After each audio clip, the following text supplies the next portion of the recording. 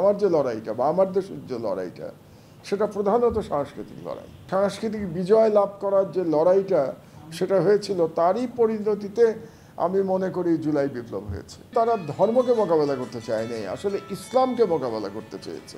আক্রমণটা টার্গেট করা হয়েছে শুধুমাত্র ইসলাম ধর্মকে। বাইরে শত শত পুলিশ, র্যাব সাদা পোশাকে এবং পুলিশের পোশাকে ঘোরাঘুরি করছিল। তাদের উদ্দেশ্য ছিল আমাকে গুম করা। তো আমি তখন বলছিলাম যে গ্রেফতার হতে হলে অফিস থেকে হওয়াটাই বোধহয় মানে বেটার হবে, যে অন্তত গুম করতে পারবে না, সবাই জানবে যে আমাকে গ্রেফতার করে নিয়ে গেছে। তো সেই সময় আমি বেশ কতগুলো সংবাদ সম্মেলন করেছিলাম ওই পত্রিকা অফিসে বন্দি অবস্থাতেই। তো সেই সংবাদ সম্মেলনগুলোতে আমি বলতাম আর কি কেমন আমার দিন চলছে। অফিসে শুয়ে থাকতাম, মাটিতেই শুয়ে থাকতাম সারাদিন, কলিগদের সাথে কাজ করতাম। রাতে কিছু কিছু কলিগরা আমাকে পাহারা দিত যাতে রাতের বেলা পুলিশ ধরে নিয়ে যেতে না পারে। একটা অন্যরকম জীবন ছিল। তো সেই সময় আমি একবার বলেছিলাম যে আমার যে লড়াইটা তৎকালীন সরকারের সাথে, আমি তো রাজনীতিবিদ নই এবং তাদের সাথে আমার কোনো স্বার্থ সংশ্লিষ্ট দ্বন্দ্ব ছিল না, কিন্তু দ্বন্দ্ব ছিল এক জায়গায়, সাংস্কৃতিক দ্বন্দ্বটা ছিল। এবং আমি বলেছিলাম সেই সময় সরকারকে যে আমার যে লড়াইটা বা আমার দেশের যে লড়াইটা সেটা প্রধানত সাংস্কৃতিক লড়াই। এবং তখন যে একটা শাহবাগের ন্যারেটিভের সাথে শাপলার ন্যারেটিভের যে লড়াইটা ছিল, এটাও আমি রাজনীতি হিসেবে দেখিনি কখনো, এটাকে আমি সাংস্কৃতিক লড়াই হিসেবেই দেখেছি। এই কথাটা এই জন্য বললাম যে আজকে অনেকে সাংস্কৃতিক বিজয়ের কথা বলেছেন। তো সাংস্কৃতিক বিজয় লাভ করার যে লড়াইটা সেটা হয়েছিল, তারই পরিণতিতে আমি মনে করি জুলাই বিপ্লব হয়েছে। জুলাই বিপ্লবটাকেও আমি কিন্তু সাংস্কৃতিক লড়াইয়ের একটা অংশ হিসেবেই দেখি। আমি ব্যক্তিগতভাবে এটাকে মনে করি যে এই সাংস্কৃতিক যে লড়াইয়ের প্রেক্ষাপটটা তৈরি হয়েছিল 16 বছরের ফ্যাসিবাদী চিন্তা চেতনা এনভায়রনমেন্টের মধ্যে, তারই চূড়ান্ত বিস্ফোরণ ঘটেছিল এই জুলাই বিপ্লবের মধ্য দিয়ে। তো এটা খুব সহজ ছিল না, এই জন্যে একজন ধর্ম মোকাবেলার কথা বলেছেন যে আমাদের সেই সময় সাহিত্যে বা দীর্ঘদিন ধরে সাহিত্যে, নাটকে, সাংস্কৃতিক জগতে এক ধরনের ধর্মকে মোকাবেলা করতে চেয়েছে। আমি মনে করি তারা ধর্মকে মোকাবেলা করতে চায়নি, আসলে ইসলামকে মোকাবেলা করতে চেয়েছে। কারণ আমি সেই সময়ের সাহিত্য যদি পড়ি, সিনেমা যদি দেখি, নাটক দেখি, মঞ্চ নাটক দেখি, সেখানে আক্রমণটা টার্গেট করা হয়েছে শুধুমাত্র ইসলাম ধর্মকে। সেখানে কিন্তু হিন্দু ধর্মের অনেক কালচার কিন্তু গ্রহণ করা হয়েছে, ইসলাম ধর্মের কালচারটাকে সেখানে গ্রহণ করা হয়নি। কাজে আমার মনে হয় এটা আমাদের পরিষ্কার রাখা উচিত যে আসলে ধর্মকে আক্রমণ করেনি তারা, আপনি বলেছেন বোধহয় ইসলাম ধর্মকে তারা আক্রমণ করতে চেয়েছে। যেমন ধরুন আমার দেশে একটা কি, আমার দেশে একটা বাংলা পত্রিকা, এবং আমাদের ভাষার মধ্যে তো নর্মাল বাংলা ভাষাই ব্যবহৃত হয়। আমার লেখার মধ্যেও আমি নর্মাল বাংলা ভাষা বলতে আমরা যেটাকে বুঝি সেই ধরনের ভাষায় ব্যবহার করি। ফররুখ আহমেদের ভাষা আমি ব্যবহার করি না, সাধারণ প্রবন্ধের ভাষা ব্যবহার করি। কিন্তু আমার দেশকে বলা হয়, উনি বললেন ফার রাইট। তো ফার রাইটের ডেফিনেশনটা কি? ফার রাইটটা কোত্থেকে আসলো?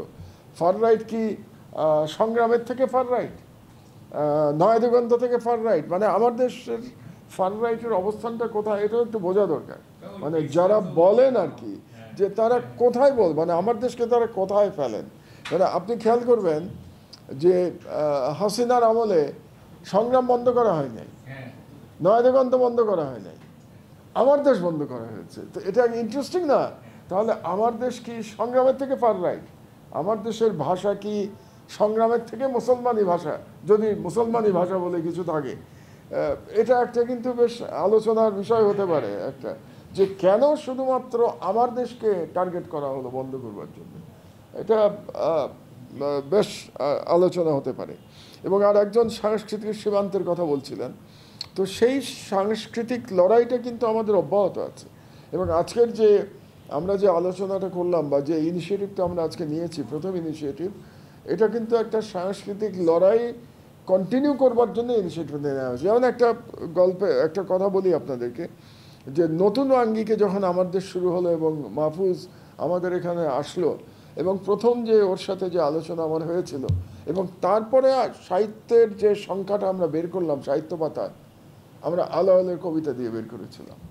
আপনারা বুঝতে পারছেন, এটা কিন্তু একটা প্রতীকী একটা মেসেজ আছে যে কেন আমরা আলা আলের কবিতা দিয়ে, তোমার মনে আছে নিশ্চয়ই, আমরা আলা আলের কবিতা দিয়ে বের করলাম।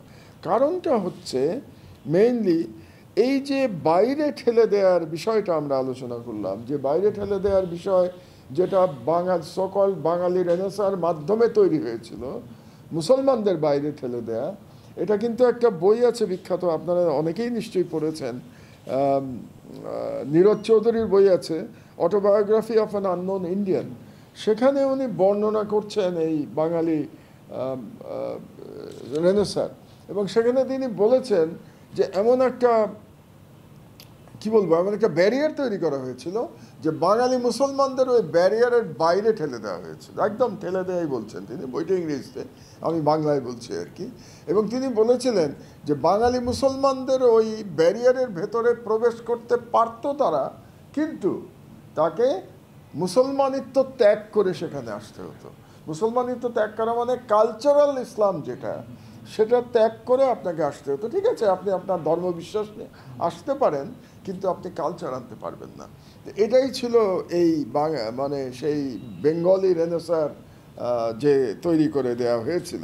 তো আমরা এখন চেষ্টা করছি আমাদের মতো একটা নতুন সংস্কৃতি তৈরি করবার জন্যে, যেটা বাংলাদেশের অধিকাংশ মানুষের, সংখ্যাগরিষ্ঠ মানুষের চিন্তা, চেতনা, আবেগকে প্রতিফলিত করবে। এটাই আমাদের চেষ্টা। এবং আমরা দেখতে পেয়েছি যে অতিরিক্ত দলীয়করণের যে বিষময় ফল সংস্কৃতিতে, এটা আমরা দেখতে পেয়েছি। আপনারা অনেকেই বলেছেন যে সেই সময় সাহিত্যিকদের আর এখন খুঁজে পাওয়া যাচ্ছে না। খুঁজে পাওয়া না যাওয়ার প্রধান কারণ আমি এটা মনে করি যে তারা যে ভুল করেছিলেন, এই ভুলটাও তো তারা স্বীকার করছেন না। আপনি কি একজন বুদ্ধিজীবীকেও দেখেছেন যে এক লাইন লিখছেন যে আমাদের 16 বছরে আমরা যেটা করেছি তার মধ্যে আমরা অন্যায় করেছি? গুন্টার গ্রাসের কথা বললেন আপনারা, মানে এই ধরনের কি কারোর মধ্যে অনুশোচনা হয়েছে? আমি এখন পর্যন্ত কোথাও পড়ি নাই, আপনারা পড়েছেন কিনা আমি জানি না। এত বড় বড় পণ্ডিত ব্যক্তিরা ছিলেন আওয়ামী লীগ আমলে, তাদের একটা লাইন আমরা পড়ি নাই যে আমাদের এই চিন্তাটা ভুল ছিল, বা এইভাবে দেশকে বিভাজন করাটা আমাদের ভুল করেছি। তো যদি ভুলই কেউ স্বীকার না করে, তাহলে তার মধ্যে অনুশোচনা আসবে না। আর অনুশোচনা না আসলে তার ফিরে আসার তো কোনো সংশোধনের তো কোনো সুযোগ নাই। এটা তো 3টা স্টেজের ব্যাপার। আগে আমি ভুল স্বীকার করব, তারপরে অনুশোচনা হবে, তারপরে আমি সংশোধিত হব। তো আমি তো প্রথম পর্যায়ে পার হই নাই এখন পর্যন্ত, ভুলই তো স্বীকার করলাম না। তো যাই হোক, এটা তাদের ব্যাপার। তো আমি যেটা জুলাই উত্তর সাহিত্য বলতে আমি যে বিষয়টা বুঝি অ্যাজ এ লেম্যান, আমি সাহিত্যের কিছুই বুঝি না, কিন্তু একদম একজন পাঠক হিসেবে যেটা বুঝি, একসময় অনেক বেশি পড়াশোনা করতাম, এখন পড়াশোনার সময় কমে গেছে, বয়স বেড়ে গেছে, এখন লিমিটেড হয়ে গেছে। আমি যেটা বুঝি যে কোনো সাহিত্যেও নায়ক লাগে, হিরো লাগে। জুলাই আমাদেরকে অনেকগুলো হিরো দিয়েছে। আমি বোঝাতে পারলাম কিনা আমি জানি না, মানে আমি তুলনা করতে চাচ্ছি এভাবে যে এক সময় যেমন সময় কি বলে 1910 সালের দিকে যখন স্বদেশী আন্দোলন হয়েছিল, তখন ক্ষুদিরামকে তারা হিরো হিসেবে নিয়ে এসেছিল, এবং সাহিত্যে ক্ষুদিরাম চলে এসেছিল। ক্ষুদিরামের গান খুব পপুলার হয়ে গেছিল। তারপরে রবীন্দ্রনাথ শিবাজিকে হিরো বানিয়েছিলেন, তিনি শিবাজিকে নিয়ে কবিতা লিখেছেন, বিশাল কবিতা লিখেছেন। আমরা কিন্তু অনেকগুলো হিরো পেয়ে গেছি। আমরা আবু সাইদকে পেয়েছি, আমরা মুগ্ধকে পেয়েছি, আমরা আনাসকে পেয়েছি, যে একটা চিঠি লিখে সে চলে গেছে জীবন দিতে, ওটাই তো একটা সাহিত্য। আনাসের চিঠি তো আমার কাছে একটা সাহিত্য। একটা ক্লাস 10-এর ছেলে সম্ভবত এরকম একটা চিঠি লিখে মায়ের কাছে সে চলে গেল জীবন দিতে। তো ক্ষুদিরামেরটা তো গান তৈরি করতে হয়েছে, হাসি হাসি পড়ব ফাঁসি দেখবে ভারতবাসী, এটা তো কবিকে লিখতে হয়েছে। আনাস তো নিজের কবিতা নিজেই লিখে গেছে। পার্থক্যটা আমি বোঝাতে পারলাম কিনা? তো আমরা কিন্তু এই ধরনের নায়কদের পেয়ে গেছি। তো আমার মনে হয় আপনাদের যাদের সাহিত্য প্রতিভা আছে, নায়ক পেয়ে গেছেন, এখন এটাকে পাঠকের কাছে দেওয়ার দায়িত্ব আপনাদের। আমরা একটা মিডিয়াম হিসাবে কাজ করব। যেমন স্যার বললেন তার একটা বই ঠিকানার থেকে ছাপা হচ্ছে। আমি যদি আগে জানতাম, আমি স্যারকে রিকোয়েস্ট করতাম আমার দেশে আপনি দেন, আমরা প্রতি সপ্তাহে আমার দেশে ছাপবো। তো এই মিডিয়ামটা আমরা আমার দেশে তৈরি করছি, প্ল্যাটফর্মটা তৈরি করছি আমার দেশে। আর সৃষ্টি করবেন তো আপনারা। স্রষ্টা তো আপনারা, আমরা স্রষ্টা নই। আমরা সৃষ্টিকে সাহায্য করব, সহায়তা করব, যাতে আপনারা সৃষ্টি করে যেতে পারেন একেবারে কোনো রকম বাধা বিঘ্ন ছাড়া। তো আর আমার বক্তব্য আর খুব বেশি দীর্ঘ করতে চাই না। আবারও ধন্যবাদ জানাই, এবং আজকে আমার জন্য বিশেষত খুবই নস্টালজিক এবং একই সঙ্গে খুব আনন্দের দিন। কারণ যে দুজন এখানে আমার পাশে বসে আছেন, দুজনই কোনো না কোনো সময় আমার স্মৃতির সাথে জড়িয়ে আছেন। ডক্টর ওয়াকিল আহমেদের গল্প তো আমি আগেই বললাম, সেই মায়ের সাথে ওনাকে প্রথম দেখা যখন উনি একেবারেই তরুণ ছিলেন, আমার চোখে এখনও ভাসে। উনি হেঁটে আসছিলেন এবং এই কলা ভবনের বারান্দায় আমি দেখছিলাম ডক্টর ওয়াকিল আহমেদ হেঁটে আসছিলেন। তো সেই দৃশ্য আমার মনে পড়ে। আর বাবর ভাই বললেন উনি সাহিত্যিক না, কিন্তু মজার গল্প বলি আপনাদেরকে একটা। আমরা যখন বাল্যকালে ছিলাম, ওনারা তখন কৈশোর পার হচ্ছেন। বাবর ভাইয়ের ড্রেস ছিল সবসময় খদ্দরের পাঞ্জাবি, সাদা পায়জামা এবং খদ্দরের পাঞ্জাবি পরে বাবর ভাই আসছেন, এবং আমরা সব বাবর ভাইয়ের দিকে তাকিয়ে চিন্তা করতাম, গ্যান্ডেরিয়াতে আমরা সব পুরনো ডাগার লোক, চিন্তা করতাম যে খুবই ইন্টেলেকচুয়াল একজন। আমরা তখন ভাবতাম বাবর ভাইকে ইন্টেলেকচুয়াল হিসেবেই জানতাম আমরা গ্যান্ডেরিয়াতে বাবর ভাইকে, এবং আমরা ভাবতাম বাবর ভাই বিরাট একজন সাহিত্যিক বা হবেন। এবং আলহামদুলিল্লাহ 9 দিগন্তে এডিটর হয়েছেন। আমরা একসাথে জীবন কাটিয়েছি বলতে গেলে। তো এই জন্যে আজকে আরও সাহিত্য আলোচনার সাথে ব্যক্তিগত কারণেও আজকের দিনটা আমার জন্য খুব গুরুত্বপূর্ণ। আমরা এই ধরনের অনুষ্ঠান কিন্তু কন্টিনিউ করব। তো আপনাদের কাছে এটাই প্রত্যাশা থাকবে যে যখনই মাহফুজ আপনাদেরকে দাওয়াত করবে, আপনারা দাওয়াত কবুল করবেন।